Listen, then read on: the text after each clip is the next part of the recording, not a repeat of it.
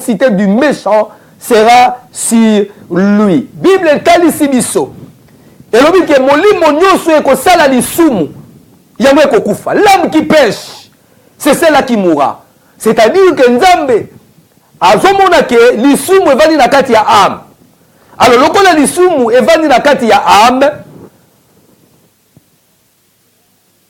lelo batu mingi bazosala mabe. Na kambo bango bazosala yango no moni ke bazoluka délivrance. Alors na kati ya délivrance na bango bazokende pa ya basali ya Nzambe po baluka délivrance, mais nzela to système oyo basali ya Nzambe bamemeli bango po batu baluka délivrance na bango na servitude, na condamnation, na limitation, na blocage, na malédiction, ezali cure d'âme. Alors, cure d'âme, par là, la Bible ezate. Bible ekomama pe lobela biso likambu ya cure d'âme te. Pona nini?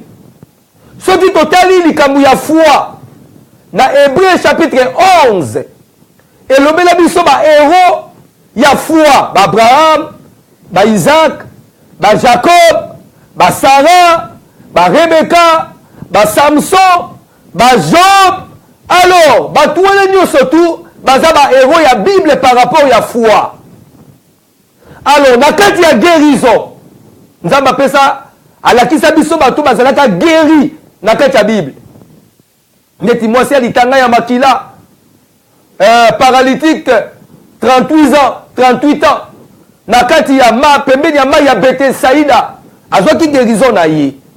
Alors, tomoni na kati ya délivrance, alors Nzambe atalisi biso bato ebele bazalaki délivré. Alors, bato bapesa pe offrande, Nzambe akoma bango na kati ya Bible. Na stélérité, Nzambe akoma na kati ya Bible, basio bazalaka na stélérité. Alors, na kati ya cure d'âme, ezate. Yango no moni ke ezali mateya moko opelika moko na ina loba très important. L'homme si yo ko contredire. Okomona ke eza folie po na yo. Okomona ke ngala za na libunga. Problème ezali te. Mais na ko senga na yo mutu yo komona ke ngala za na libunga. Bana na Nzambe bazala besoin ba yoka. Bana na Nzambe bazala besoin ba connaissance. Bana na Nzambe bazala besoin ya vérité. Alors yo mutu oza na connaissance ya cure d'âme. Oza na vérité ya cure d'âme. Na makambo nga na koloba. Yaka tovanda na una plateau. Afin que bana na Nzambe ba yoka biso. Na kosenga na yo. Mais na mateya lelo sini na parler sur le plan du diable dans le cure d'âme pour détruire les enfants de Dieu. C'est-à-dire quoi? C'est-à-dire que cure d'âme comme qui pèse arme moko diable a utilisé na basali ya Nzambe pour na ko détruire ma famille, pour na ko détruire ma vie ya batu.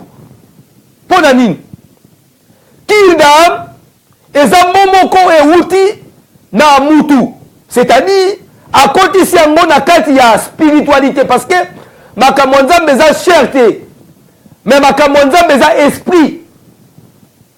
Alors Bible ezotalisa biso comment makambo Nzambe eza esprit parce que Dieu lui-même est esprit. Et si nous prêchons aujourd'hui la parole de Dieu, parce que Dieu, il veut sauver les âmes. Le Kola Nzamba a sauvé ma âme, a sauvé bon mon inabiso. Depuis l'immunga ya jardin d'Éden, il y a Adam et Ève. Alors Nzambe a tindaki mwana na ye Yesu pour abikisa biso. Na kati ya mabe pe masumo toza na yango pour tozwa bon moi na seko. Alors, ce qui n'a zongi lisusu pour na koloba makambo ya cure d'âme.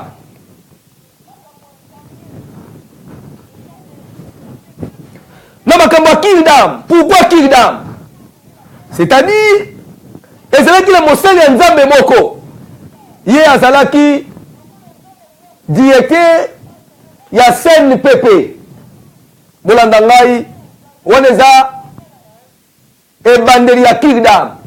Ndenge kota na kati ya baeglise ezalaki na mosala nzambe moko ye azalaki directeur ya CNPP. Alors CNPP toyebi yango ezalaki na mboka na biso Congo. CNPP ezalaki kosalisa bato ya mitu. Alors soko oza na problème mental nde bakomema na CNPP. Na nzela ya CNPP ye lokola azalaki psychiatre. Alors étant que docteur aye kobongola motema na ye.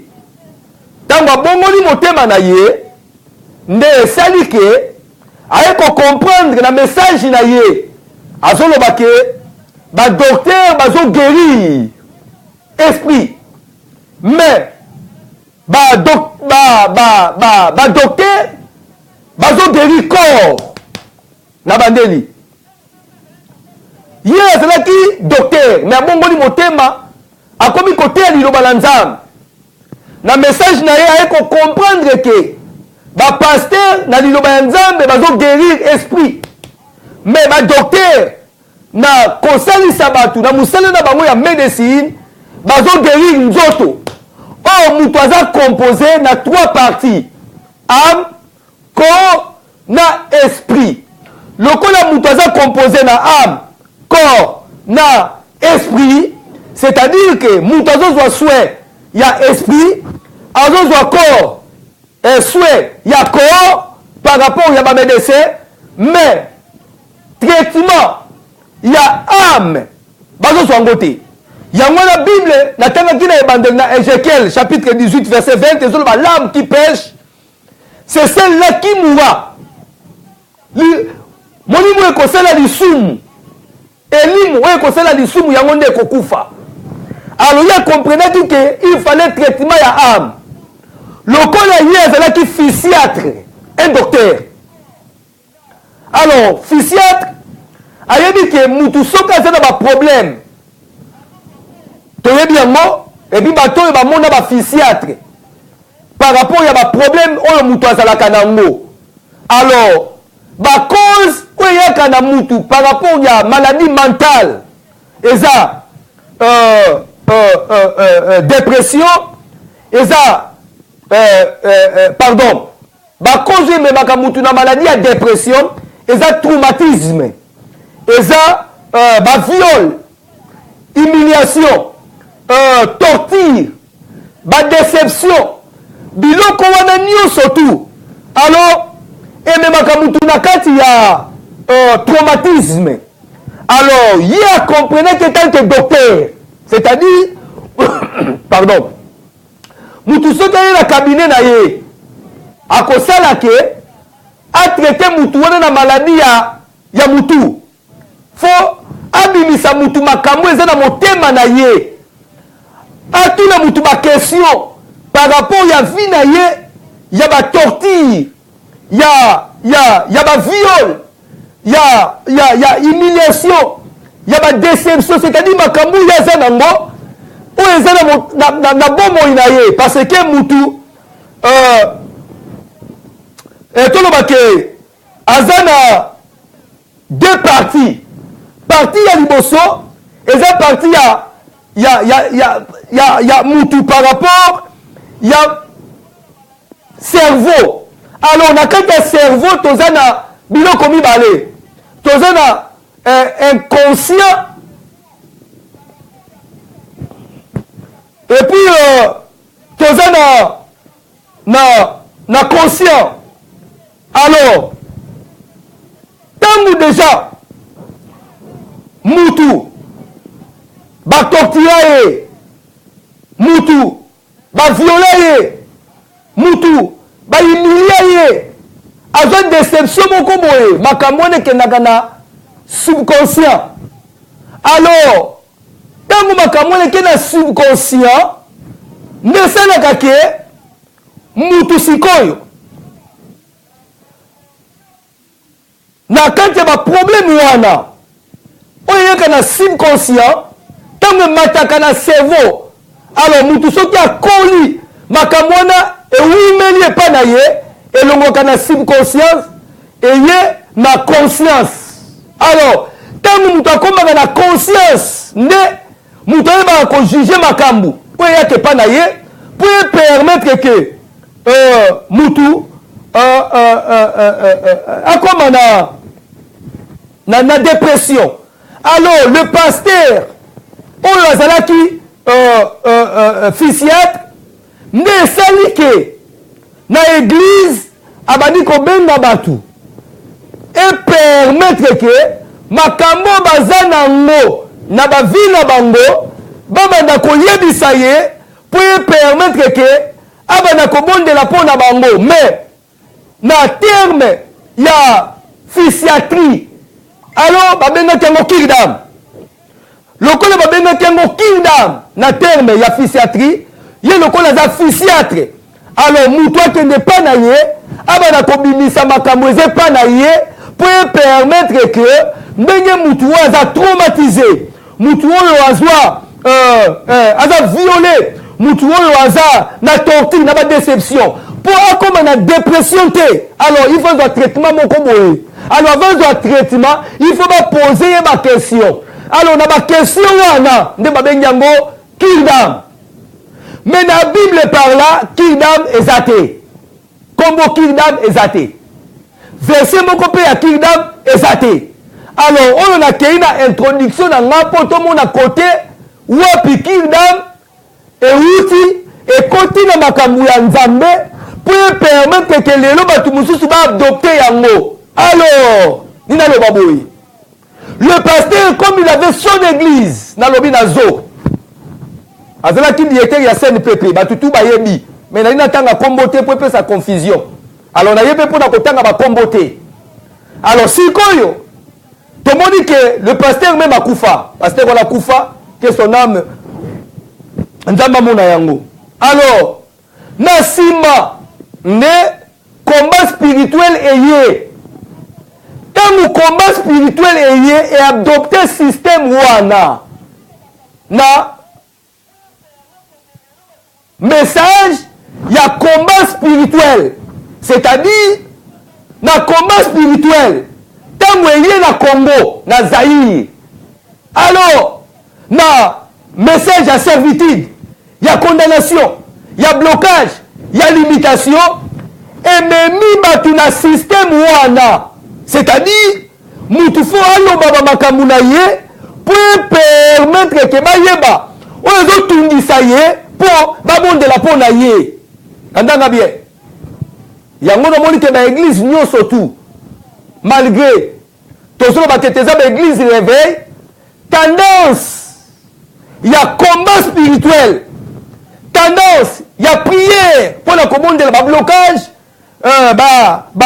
malédiction condamnation servitude malédiction pasteur moko takoyi koboya yango pia okima yango te nous tous nous avons adopté le combat spirituel boyebi yango kolo église wana nali kotanga kombo te alors pasteur bino bo adopté système wana aza mama alors a implanté église na ye ezalaki na VV Santerre alors tango ebandi na VV Santerre ye nde mutu aliboso ye na message ya combat spirituel par rapport ya bavie ya batu par rapport ya servitude na vie ya famille akotisi kingdom alors c'est-à-dire kingdom ndenge nalobaki ezali momoko charnel par rapport à la Bible alors ils ont la Bible était ils appellent la verset mon côté ils ont pour la kingdom alors tant que tu as adopté likamuana alani yango nde salike ba pasteur alors message ya sali ezali lisusu te lelo komona ke message ya sali par rapport ya kuwa ya Jésus-Christ ndenge azalaki condamné humilié alors akufi mpe asekwi alongoli biso na malédiction bamessage wana nyonso ya puissance ya croix elobamaka lisusu te tendance ya baeglise nyonso eke par rapport ya combat spirituel mpona délivrance alors soki oza na église soki ke délivrance eza te c'est-à-dire eza église ya nguya te yango nomoni ke tendance mingi ya miracle oyo baeglise ebimi ebele mpe esopani euti na likambo wana ya combat spirituel, c'est-à-dire on a beaucoup élevé les démons par rapport à blocage. Démons, malédiction, démons, condamnation, démons, servitude, démons, bobola, démons. Alors, pour si qu'on a démons, on a vie à moutou. Il faut chasser, démons. Alors, on chasser, ce qui va passer, il y a délivrance. Avant le cas de délivrance, il faut ça là, cure d'âme. Oh, la Bible cure d'âme est athée. N'a pas que ne malé, mais pour nous expliquer, pour comprendre. Alors, comme le pasteur a écrit un message ouana, et c'est là qui a adopté. Et puis, message ouana. Pasteur ou babima qui est belé, l'église comme belé, tendance à combat. Et continue à tête à l'église, alors, même si le système y a, qu'on s'en a battu, cure d'âme. Or, cure d'âme, mes amis.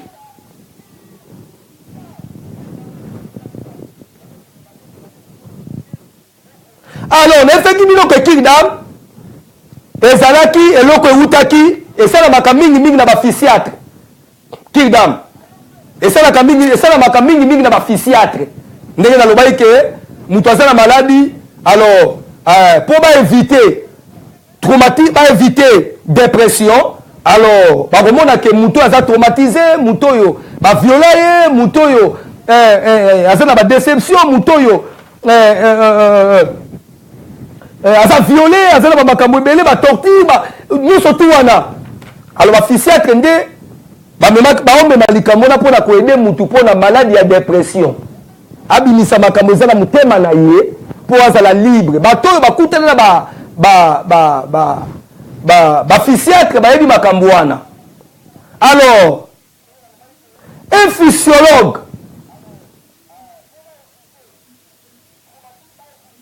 atretaka comportement humain na pensée ya mutu. Alors na pensée ya mutu akendaka loin akendaka musika nde lefeki bino na partie ya subconscient. Alors subconscient eza okoza na bandoto babi wana makambo oyo tu eyaka na subconscient. Alors subconscient eza siège ya baémotion omona mutu na baémotion na ye na makambo basala ye mosu mwana baviola ye mwana babokola ye malamu te batortira ye bamakambo ebele alors babiza ye ntango mwana kolaka makambo wana elongwaka na subconscient nde nalobi eyaka na conscience. Alors ntango eye na conscience evandi ntango evandi na pensée evandi na cerveau nde mutu esalaka ke abela dépression nde physiatre akoya koyede ye mpona kosolola na ye na makambo oyo aza nango abimisa yango mpo bayede ye na traitement afin que asala dépression te landa ngai. Alors conscience ezali domaine ya jugement na raisonnement mpo deja mutu soki akomi conscient nga baviola ngai nde naza awa bahumilia nga alors naza déception moko boye batraumatiza ngai makambo ne yaka na cerveau. Alors soki eye na cerveau nde mutu aya kosala dépression. Alors baphysiatre bazali koyede bato mpona kosolola na bango mpo ye permettre ke bapesa mutu traitement mpona déception na ye mpona dépression na ye. Alors traitement wana babengi yango cure d'âme.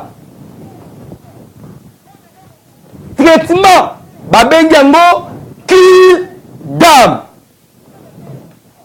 Alors dans le domaine spirituel on a parlé bien dans le domaine physique. Alors, nous avons dans le domaine biblique, spirituel. Ézéchiel 18 et lobby. L'homme qui pêche, c'est celle-là qui mourra.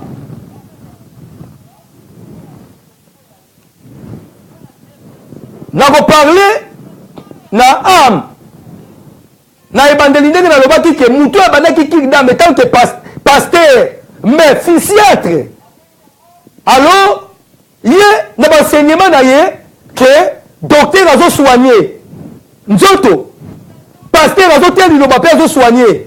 Esprit, mais âme, c'est là qui soigne parce que l'homme il est composé de trois parties, âme, corps, esprit.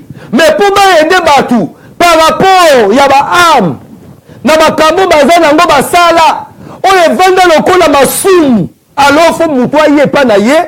Abana koloba makambo est bloqué. Makambo est même na humiliation. Makambo est même na malédiction. Makambo est même na échec. C'est-à-dire, aya koloba ngo pas naïe. Le col à qui dame.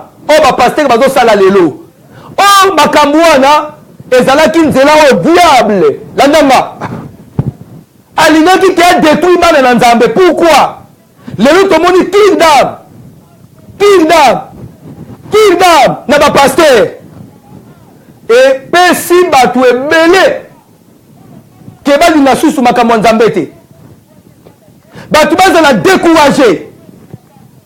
Batou bayo kasu li loba Nzambe te. Par rapport à comportement, il y a Batou moko boye. Les animes, ni na loba. Spirituellement, dans la Bible, il n'y a pas le kingdom.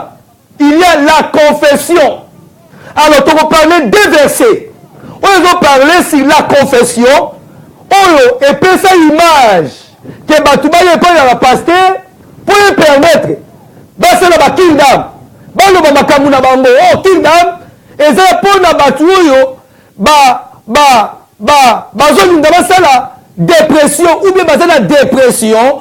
Alors, makambo même bango na dépression déficient à kolinake à solola na yé pour permettre que ceux qui n'ont pas de dépression et permettre qu'il y ait un traitement pour babi qui ça y est. Mais ceux qui ont déjà la dépression, bah koye ba que dépression na e banana ou e bani wapi ba autour na famille na yé ba autour na yé mboka na yé ba autour na yé problème na yé ala la kawapi makambu ya asala kanine. Donc ficelle kazo linga ye ba peut permettre que ba positionner traitement ya mutola pour la dépression.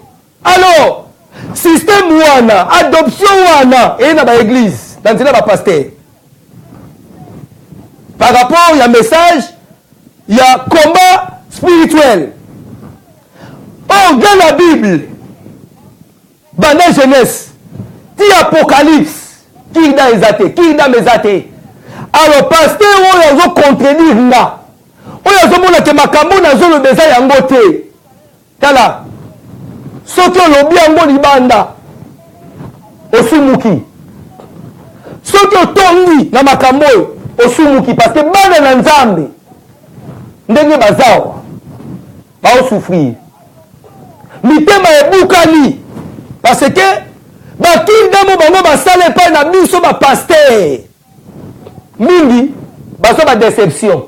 C'est-à-dire aye koloba makambo na ye epai ya paster ake koteya yango alobi likambo na ye epai ya paster abeti lisolo alobi na ye likambo epai ya paster ekomi sujet ya mwakela mpo na nini?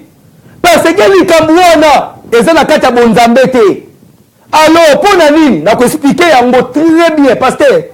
Soki oza na problème to likambo nga nazoloba yo moni yango ke eza likambo moko, c'est-à-dire ke naza libanda yaka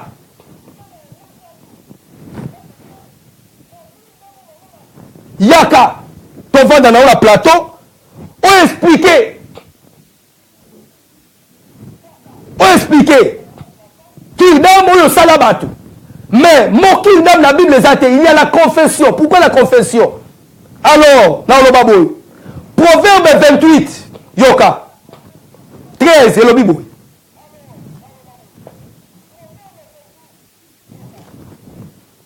Proverbe 28 13 elobi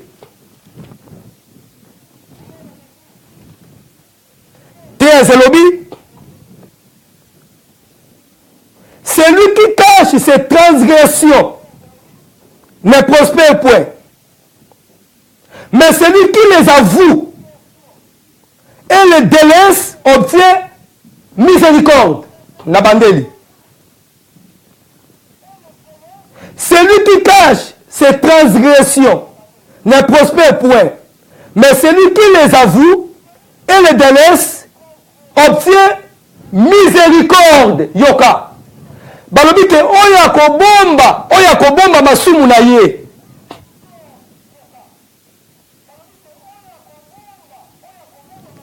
Ako prospérité. Mais oya koyambula. Celui qui les avoue et les délaisse obtient la miséricorde. Obtient miséricorde. Alors, miséricorde des anini. Tant mutu avoué, azalaki na makambo moko na motema na ye. Abomaki. Abomaki. Abimana mwasi ya batu. Abimana mobali ya batu. Aescroka. Asimba bakisi. Tolo bake. Ayima l'État. Ayima ntaba moko boye na zamba. Asala likambo moko boye bomba batu bayebi te. Alors Bible dit que mutu soki avoué. Mabe na ye. Avoué.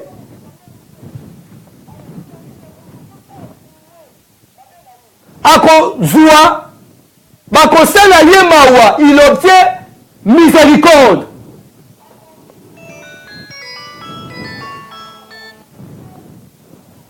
À cause de miséricorde.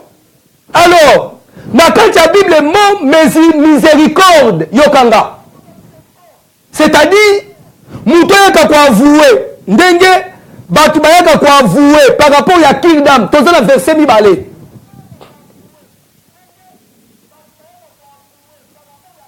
Bible no biboye. Celui qui confesse ses péchés, Dieu est juste et fidèle de lui pardonner de toutes ses iniquités.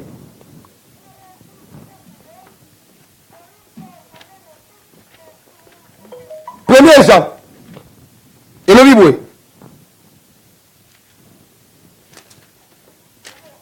Premier Jean.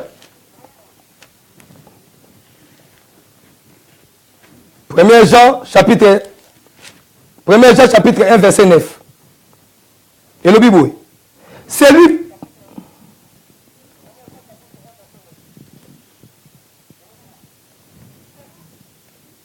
Si nous confessons nos péchés, il est fidèle et juste pour nous les pardonner et pour nous purifier de toutes nos iniquités. Yoka.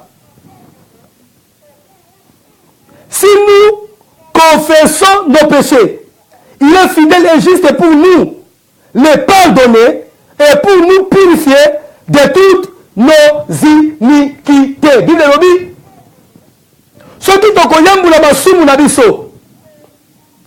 Aza fidèle pe juste. Pona kolimbisa biso, pe pona kopetola biso na masumu na biso nyonso. Alors, dans Proverbe 28, 13 et lobby, celui qui cache ses transgressions ne prospère pas, mais celui qui les avoue et les délaisse obtient miséricorde. Alors, miséricorde, et où t'as pas la moutoumon côté. Moutoumon côté a dit que c'est la mouninga de miséricorde. Miséricorde, où t'as pas un Nzambé. Yango va bénir le Dieu miséricordieux. Va bénir le Dieu miséricordieux parce que c'est lui qui nous fait la miséricorde. Mais le col l'ingala est pauvre. L'ingala, bamo mususu et kanama. Interprétation zandenge moko. Miséricorde. Babenga gango mawa. Tristesse. Babenga gango mawa. Pitié. Babenga ngo mawa. Compassion. Babenga ngo mawa. Landanga bien. Compassion na lingala mawa. tristesse na lingala mawa, pitié na lingala mawa, miséricorde na lingala eza kaka nini mawa. Alors na bamawa wana nyonso biso tolobaka mutu akoki koyokela yo mawa ya miséricorde ezaka nzambe. Alors mutu akoki kozala na pitié na yo, mutu akoki kozala na compassion na yo ezaka mawa, mutu akoki kozala na tristesse na yo ezaka mawa. Mais miséricorde ezaka nzambe, le miséricordieux. Alors tangu tokendaka liboso na nzambe mpona kosenga bolimbisi, nzambe asalaka biso compassion te, nzambe asalaka biso pitié te, tristesse te, mais asalaka biso miséricorde. C'est-à-dire miséricorde mutu asala yango ka nzambe, mutu akosala miséricorde te. Alors na nzela ya koyambula masumu ya kokonfese tona besoin miséricorde, parce que na miséricorde nde grâce evandi, na miséricorde nde sali eza, na miséricorde il y a la vie éternelle, na miséricorde il y a la résurrection, na miséricorde il y a l'enlèvement. C'est-à-dire miséricorde ya nzambe soki eye likolo na yo, Bible dit celui qui avoue et délaisse yoka o avoué pe otiki eloko koya likolo na yo eza miséricorde ya nzambe. Donc nzambe pa na yo akomi miséricordieux.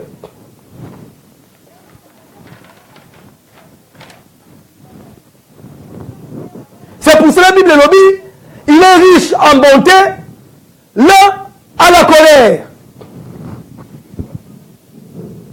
Yango na miséricorde eza mutu mobimba. Miséricorde mutu mobimba babenge miséricorde. C'est lui Jésus-Christ. Sans Jésus il n'y a pas la miséricorde. Mutu akoki kosala yo miséricorde te. Par rapport il y a Proverbe 28, 13. Miséricorde, c'est Jésus-Christ.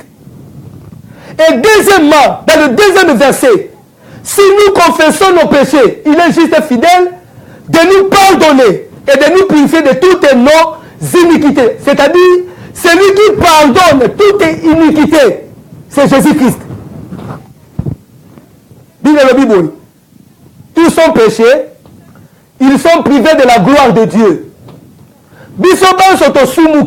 C'est-à-dire la vie à Moutou, et c'est là-bas pasteur, et c'est là-bas Nini, et c'est là-bas pape, et c'est là-bas monseigneur, batouana nyo surtout, pour Bible dit que oh toi botami na moi si, abotami na kata ya imperfection, c'est-à-dire que to botami na kata masum, lokola to botami na kata masum biso nyonso.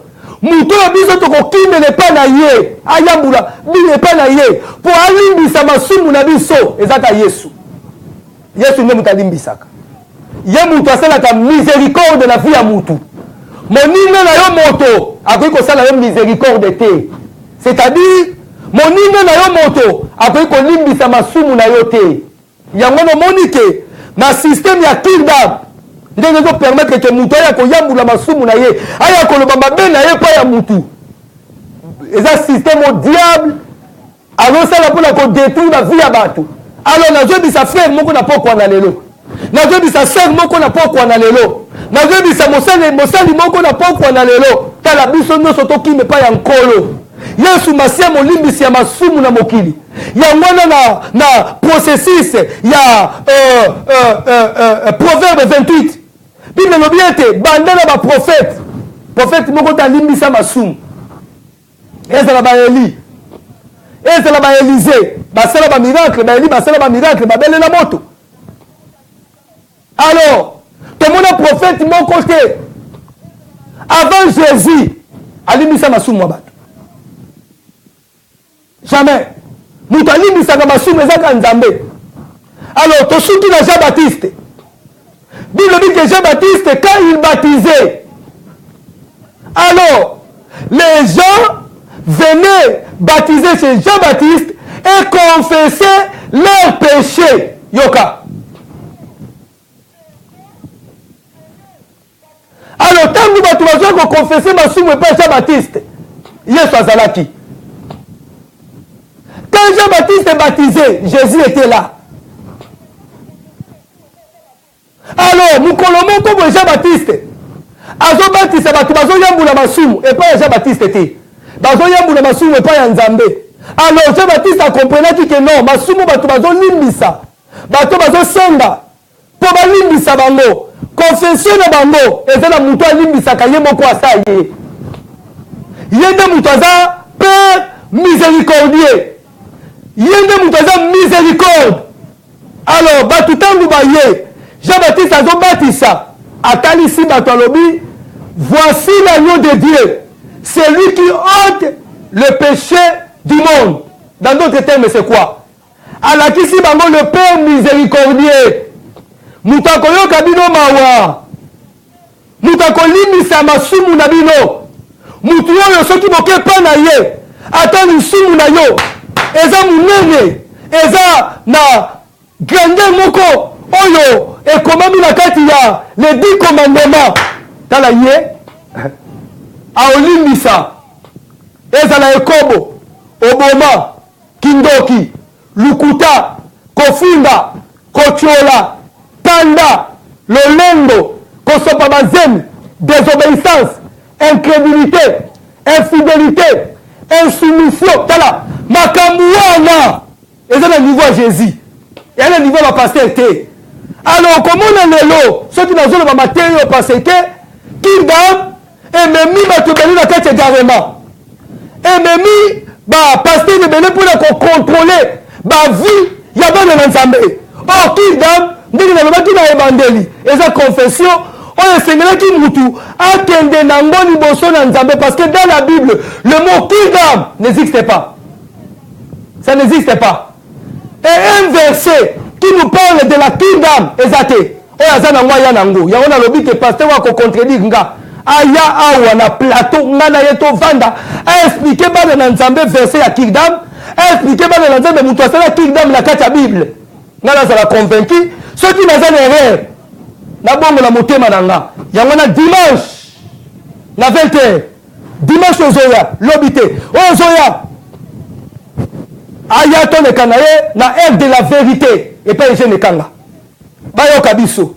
Parce que to komi na tangu oyo bandimi ya bere ndenge bazalaki. Olobi likambu tozomi nango na kati ya Bible po bana na Nzambe bazala éclairé. Bana na Nzambe babundi.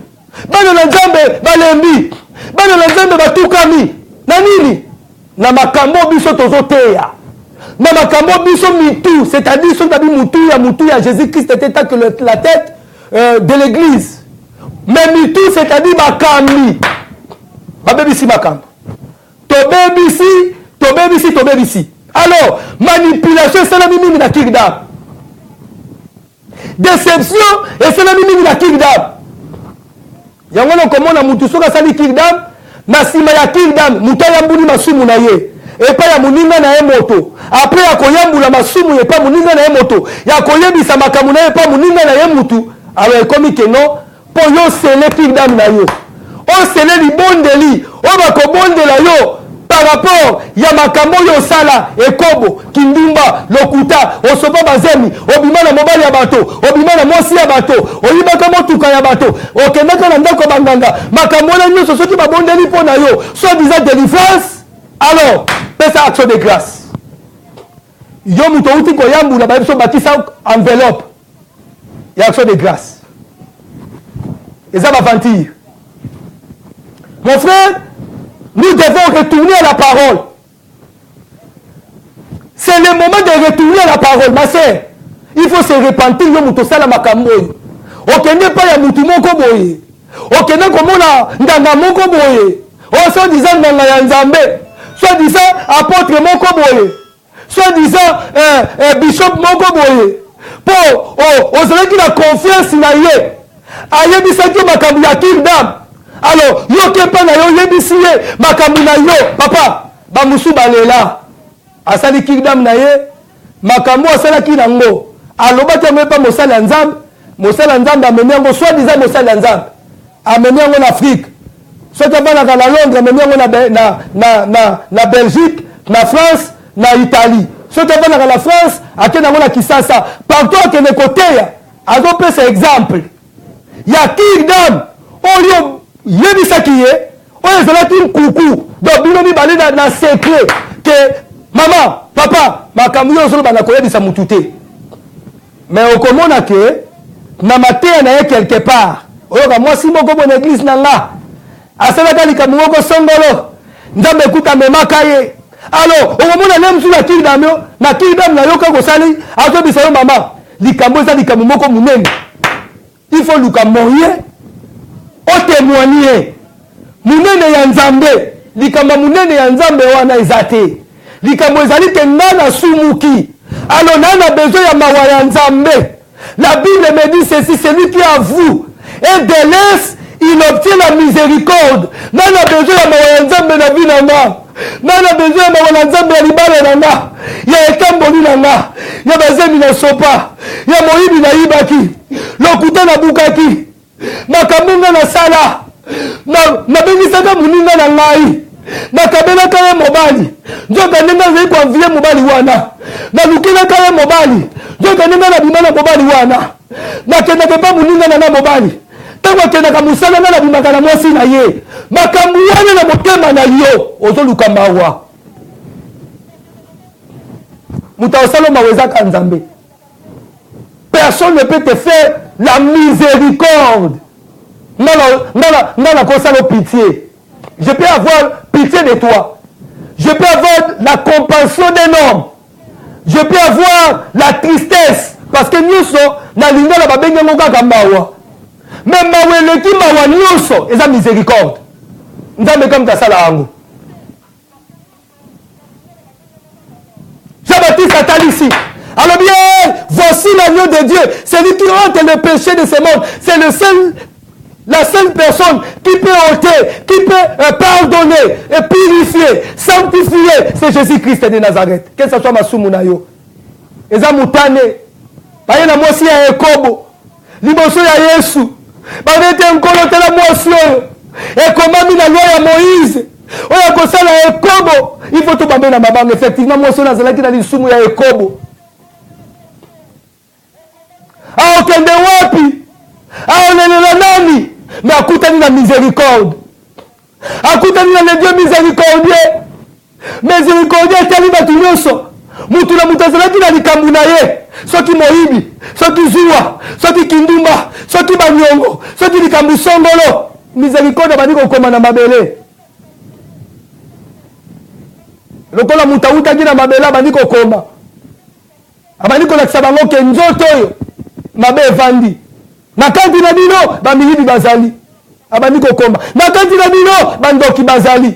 Na kati na bino babuki ya lokuta. Na kati na bino bayibi ya mbongo. Na bino bozomona ka ekobo ya mwasi oyo. Alors oyo amoni kasala ili sumu tabambe na mabanga. Eloko ya liboso eyaki pa ya mwasi ya ekobo ezalaki nzamba yoki ye mawa. Ya mibale balimbisi masumu na ye. Ya mwana monike ma 1er Jean chapitre 9. Et le bien que si nous confessons nos péchés, il est juste et fidèle de nous pardonner. Qui peut pardonner? Nani akoki kolimbisa. Tozomona lelo ba abus. Biso basali ya nzambe soi-disant. Tozoyiba, tozo escroquer, bambongo ya basal, basi ya batu, koyiba, makambo ebele tozo sala, kosimba bakisi. Alors, makambo na biso tozo sala, biso tokena kosala bakiki na mepa ya nani? Tomi tuna sikoyo. Soki pasteur asali mabelelo. Akena kosala kingdom epa ya nani? Parce que kingdom eza possession yo nzambe. Bino bolobi ki atia na mokili. Mutu aloba mabe na ye. Abimiso eza na motema po permettre ke balimbisa ye. Bongo basali ya nzambe. Bakisi bazo simba. Basi ya batu bazo bima na bango. mbongo ya basali oyo bango bazwa basomba basali te bongo bakingdam wana basali epai ya nani babombela bino bayebi ke bino bike celui qui avoue et délaisse il obtient sa miséricorde yango nomoni ke bango bazobima basantu bazoloba ke non nga mutu nayebana na nzambe nga mutu nzambe ayebi ngai naza oyo ya nzambe ne touche pas au de Dieu parce que ye na processus ayebi ke asa avouaki asengi bolimbisi mais yo ozomema na captivité okota bowumbu ozala meme na ye mpo amanipulaka yo alobi yaka kosala kingdom epai na ngai.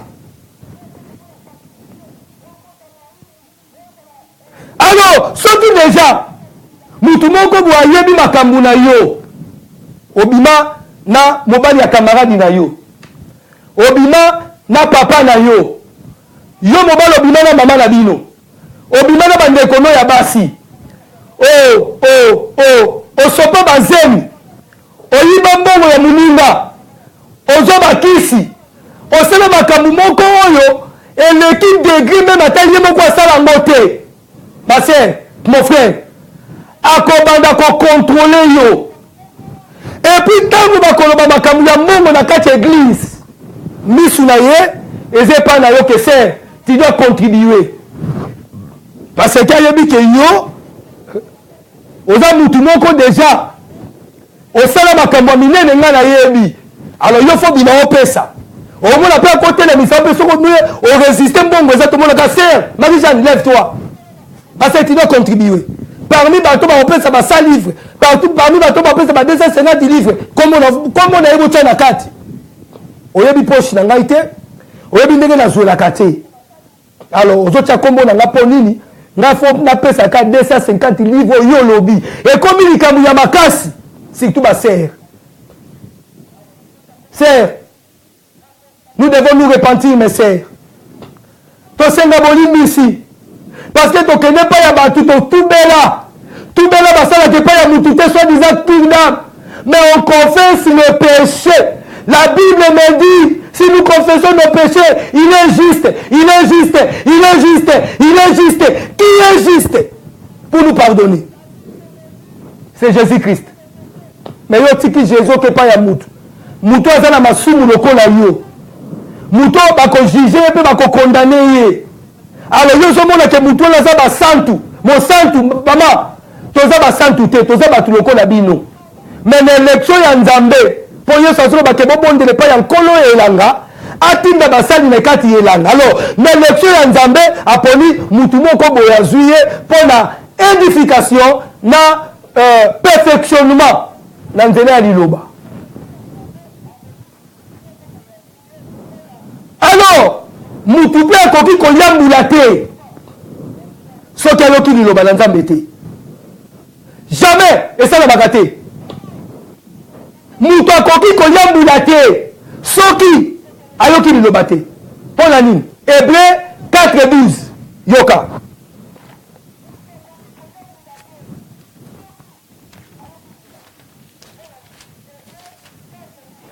Hébreu 4:12 elobi car yoka la parole de Dieu est vivante liloba na nzambe ezali na bomoi est efficace eza na nguya plus tranchante d'une épée quelconque avec tranchant liloba na nzambe eza na nguya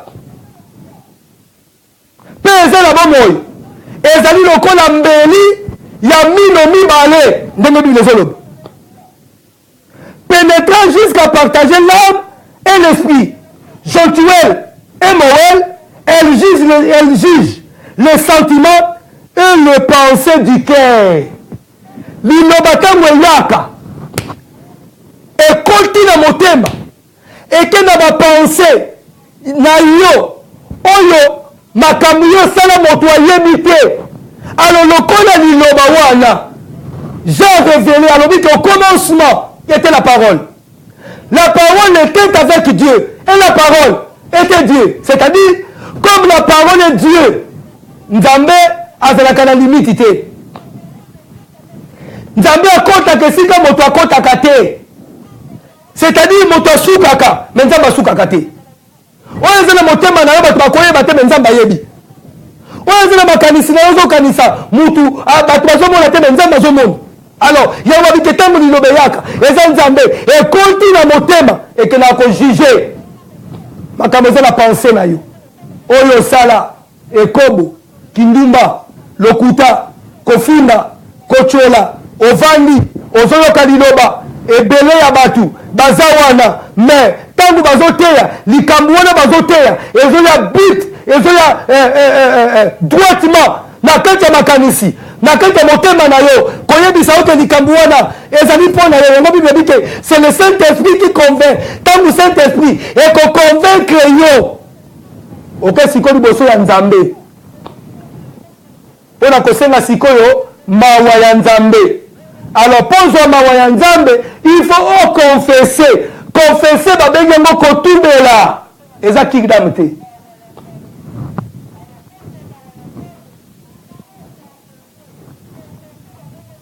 Yesu ye wana mawa ya nzambe c'est lui le miséricordieux c'est lui qui nous fait miséricorde yango nazobondela mpoko wana lelo nkolo na ye liboso na lokola mosali na yo nzambe nkolo no moto osalaka biso miséricorde kolokanisa mama moko tata moko nkolo oyo oyaka liboso na motu nzambe oyo atumbelaka masumu sa na ignorance oyo atenda kosala kingdom na ignorance papa alela ekobo na ye alela kindimba na ye alela zuwa na ye bakisi na ye kosopa bazembi na ye kindoki na ye nkolo yokanisa ye papa mpo yo nde olimbisaka masumu kolo na bondeli mpo na biso kanisa biso na bokonzi na yo nzambe olobaki ete basali na masumu bakokota te nkolo yo ndeka moto olimbisaka masumu papa kanisa bomoi na biso mokonzi o nkolo na ngai kanisa bapaster baevangeliste bapotre badokter mpe na baprofete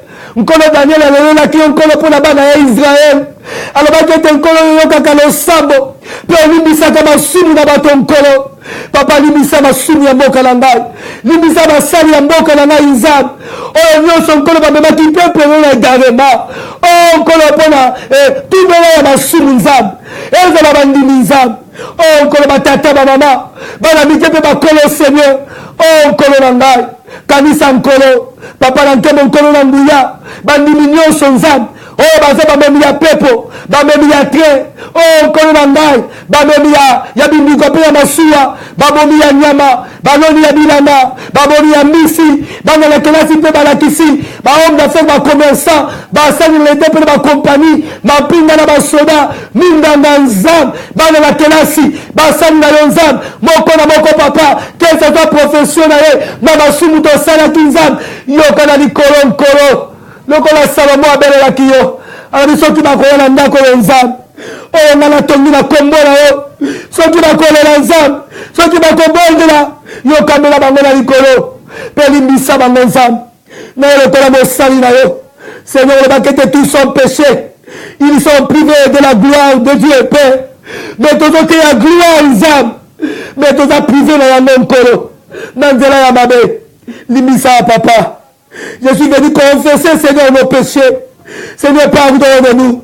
Car tu es notre Dieu, Seigneur. Limbisa biso na distraction. Limbisa biso, Seigneur. Na kati ya idolâtrie. Ya okende koyambula epai ya bato nzambe. Limbisa mpe bayo nzambe. Bamemaki bato bayambula masumu epai na bango nkolo. Batikaki yo agneau de Dieu. La miséricorde. C'est toi qui ôtes le péché, Seigneur. Pardonne-nous. Pardonne-nous, nkolo.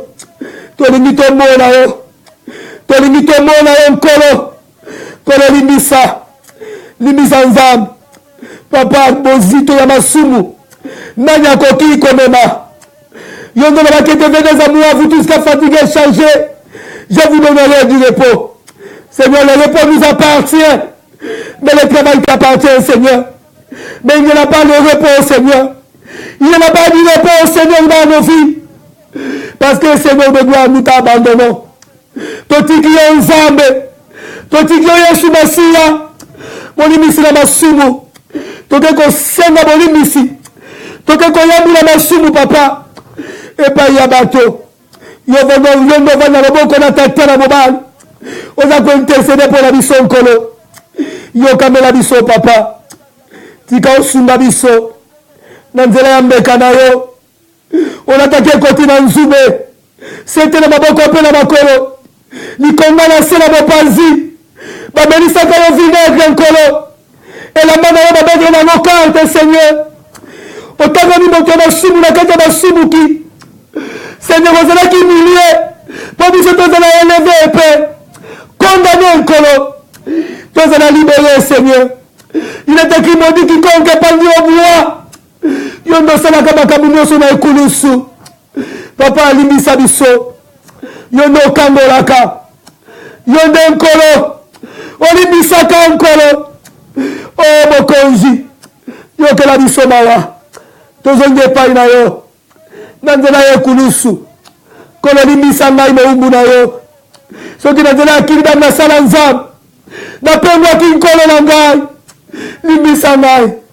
naleli epai na yo papa limbisa basali na yo limbisa basali na yo limbisa basali na yo nzambe ndelo ya mokili nkolo na ngai bakotyela biso nkolo tokoka kokata te nzambe me okokatisa biso ndelo bakatela biso nzambe il est impossible à toi tu es le Dieu de capacité viens Seigneur n'est-ce pas tu es la tête de l'église Jésus tu es la tête de l'église le roi des rois kolo kanisa lingomba na yo kanisa lingomba na yo kanisa lingomba na yo kanisa lingomba na yo kanisa lingomba na yo kanisa lingomba na yo nkolo yango nde tobeleli yo kanisa kanisa basali oyo bakwei telemisa bango basali oyo balembi pesa bango makasi oyo balali na busa nzambe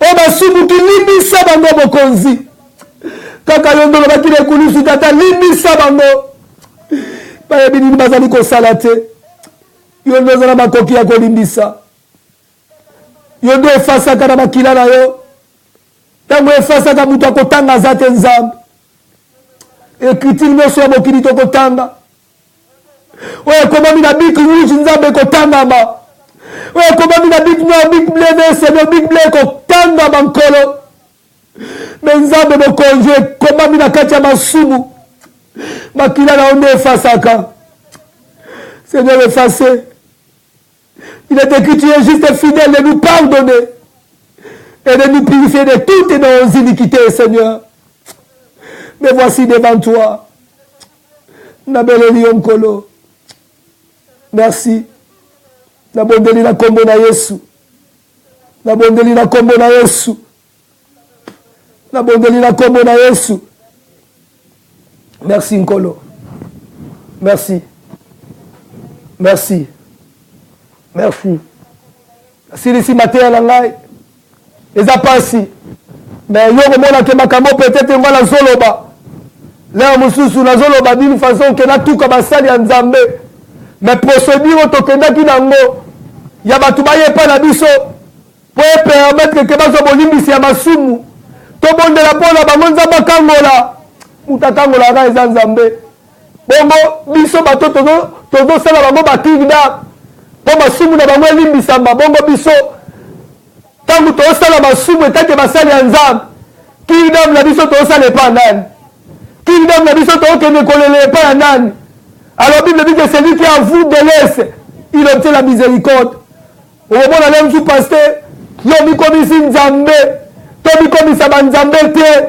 nzambe azaka moko me lelo tokoma banzambe bato nzambe moto bishop nzambe moto archibishop nzambe moto pasteur nzambe moto évangéliste nzambe moto pasteur nzambe moto apôtre nzambe moto me nzambe azaka moko le Dieu miséricordieux, le Dieu d'Abraham, le Dieu d'Isaac et de Jacob, le Dieu de la Bible. Au moment que dans Béron, on a dit tout ça par rapport à l'enseignement, nous devons retourner à la parole. Nous devons retourner à la parole. Parce que au moment de la kingdom, yozo tout la moutou la kingdom, c'est yabisanga mobile maya de vérité. Pasteur, yo ko okotuna mutu mobala abima na ye ya liboso eske nzambe aza na besoin makambo wana ube nzambe aza na besoin ke ye ali epai ya nzambe ali ayambula oh base blocage na ye wana ewuti mpo opesaka dimi te aya koyambula basumu epai na mpo bondela mpo na ye mais okomona ke na bafamille na biso toza na bato baza na bablocage toza na bato baza na babarrière toza na bato baza na baservitude baza na bacondamnation toza na baleki ya basi le mosu mpe babala na bango mpe te toza na banoko le mosu mpe baza na bamaladi toza mpe na bapaster mosusu okomona ke aza mpe maladi okomona ke mutu moko boye aza na libote ya paster aza na likambo songolo yo ozosala kingdom te ka mutu awuti libanda fo paseka kingdom nyonso ezaka mpo manipule ye oyeba salaire na ye par rapport ya dime na ye mpo banda kokontrole ye alors na suka ya kobondela omonaka papa mama il faut sceller prière na yo il faut sceller délivrance na yo opesa action de grâce mon frère ma sœur eza na mutu moko boye aza na besoin action de grâce na yo te eza na mutu moko boye aza na besoin ya mawa na yo na makambo yo osala bible elobi ete loboko na ye eza mokufi te mpo na kobikisa litoi na ye batie bakote te mpo na koyoka me masumu na yo mpe mabe yo esala ekaboli yo na ye aza na besoin ozonga epa na ye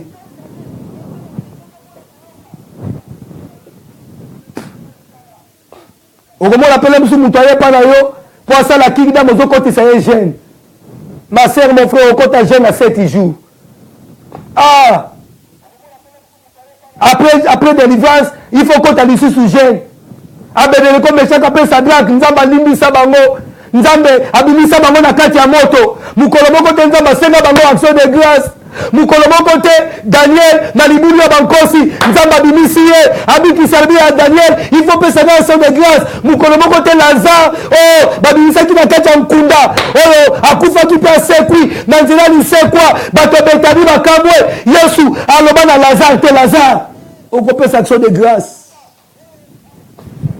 yo mokakatani osali 38 ans otelemaka te na 38 ans na yo pembeni ya betesaida me nga nzambe na ye yesu masiya nalobi na yo kamata litoko telema tala okotikanga maboko pamba te il faut pesa action de grâce alors bino bobosani ke action de grâce bozolobela mais la prière d'action de grâce bozolobela te parce que nous avons 5 sortes de la prière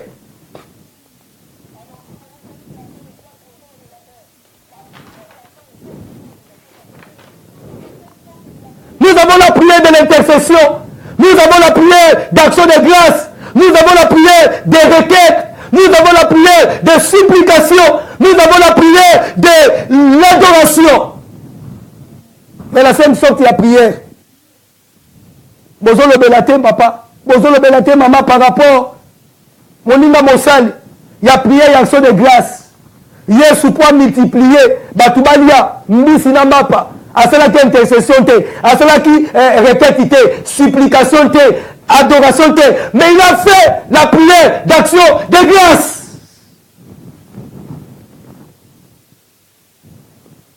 Action de grâce, vous avez la nzela ya prière. Mais bon, c'est la action de grâce dans nzela, il y a action. Mutu apesaka po yozwa. Mutu aboti mwana na ye. Il faut aller à l'église, il faut qu'appelle action de grâce. Mutasomi mutuka na ye, il faut une église, action de grâce. Muta voyager, azongi, action de grâce. Est-ce même cravate, anati kitoko? Non, frère, il faut faire l'action de grâce lati. Nous devons retourner à la parole. Les ababiloko ya diable.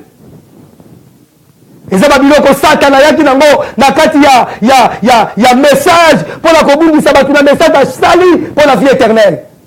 To soutien nzamba pambola bino nzamba pambola bayebanso bazo soutenir musika pe pembeni merci pona mbandeko nyonso tu oyo balandi ngai alors semaine prochaine nakozala susu awa samedi nzamba mona bino nzamba pambola lisusu bandeko nyonso oyo déjà tosi tobandi musala par rapport ya culte ya internet c'est-à-dire lobi na oteya côté na lobby na hôtel à 12 heures.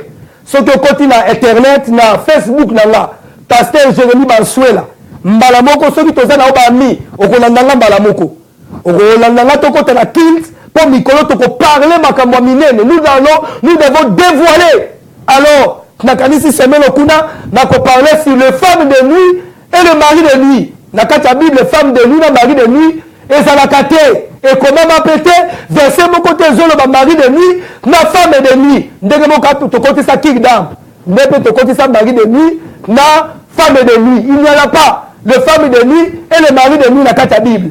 Il y a l'esprit, il y a impudicité, adultère, la fornication. C'est-à-dire, quand vous avez chassé des mots, il y a impudicité. Il y a adultère, la fornication. Mais pour la masquer,